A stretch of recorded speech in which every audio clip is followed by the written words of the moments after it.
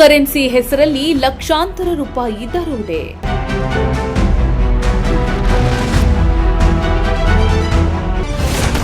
ಕಾಶ್ಮೀರ ಮೂಲದ ವಿದ್ಯಾರ್ಥಿಗಳು ಸೇರಿ 12 ಮಂದಿ ಅರೆಸ್ಟ್.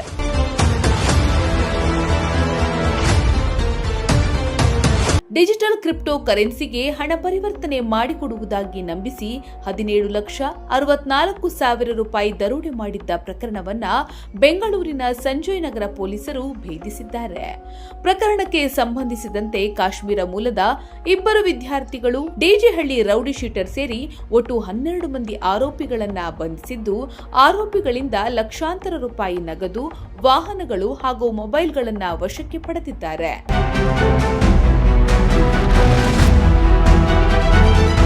ಸಾಫ್ಟ್ವೇರ್ ಉದ್ಯೋಗಿಯಾಗಿರುವ ವಿಶ್ವಾಸ್ ಅವರು ಕ್ರಿಪ್ಟೋ ಕರೆನ್ಸಿಗೆ 17,64,000 ರೂಪಾಯಿ ಎಕ್ಸ್ಚೇಂಜ್ ಮಾಡಿಕೊಡುವಂತೆ ಜೂನ್ 9ರಂದು ವಾಟ್ಸ್ಆಪ್ ಗ್ರೂಪ್ ಮೂಲಕ ಆರೋಪಿಗಳನ್ನ ಸಂಪರ್ಕಿಸಿದ್ದರು.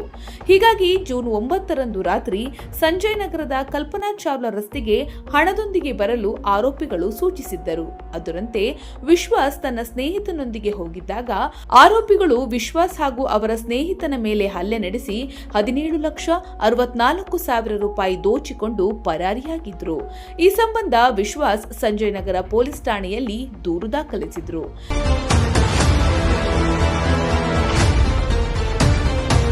ಇನ್ನು ಪ್ರಕರಣ ದಾಖಲಿಸಿಕೊಂಡ ಪೊಲೀಸರು ವಿಶೇಷ ತಂಡ ರಚಿಸಿ ಮೊಬೈಲ್ ಕರೆಗಳ ಮಾಹಿತಿ ಹಾಗೂ ಸಿಸಿಟಿವಿ ದೃಶ್ಯಾವಳಿಗಳ ಆಧಾರದ ಮೇಲೆ ಆರೋಪಿಗಳನ್ನ ಬಂಧಿಸುವಲ್ಲಿ ಯಶಸ್ವಿಯಾಗಿದ್ದಾರೆ. ಬಂಧಿತರನ್ನ ಡಿಜೆಹಳ್ಳಿಯ ಕರೀಂ ಖಾನ್, ವಾಸಿಂ ಖಾನ್, ಮೊಹಮ್ಮದ್ ಇಸ್ಮಾಯಿಲ್, ರೆಹಾನ್, ಸುಬೇದ್ ಜಾವೇದ್, ಅಯಾನ್ ಮುಖರ್ಜಿ, ಅಕೀಲ್ ಮೊಹಮ್ಮದ್, ತೌಸಿಫ್, ಇಲಿಯಾತ್ ಶರೀಫ್, ಅಫ್ಜಲ್ ಖಾನ್, ಜಮ್ಮು ಕಾಶ್ಮೀರದ ಮುಜಾಮಿಲ್ ಹಾಗೂ ಇಮ್ರಾನ್ ಪಾಷಾ ಎನ್ನಲಾಗಿದ್ದು, ಆರೋಪಿಗಳಿಂದ 13,90,000 ರೂಪಾಯಿ ನಗದು, 6 ಬೈಕ್ಗಳು, ಕಾರು ಹಾಗೂ 13 ಮೊಬೈಲ್ಗಳನ್ನು ಜಪ್ತಿ ಮಾಡಲಾಗಿದೆ.